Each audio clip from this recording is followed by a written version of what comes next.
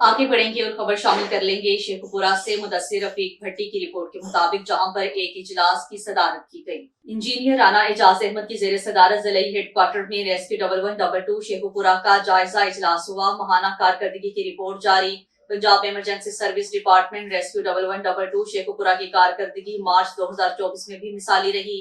Rescue 1112 Sheikhpura को 1 मार्च 2024 से 31 मार्च 2024 तक मजमूई तौर पर 20,911 फोन कॉल्स मसूल हुई, जिनमें से 5,379 इमरजेंसी कॉल्स थी।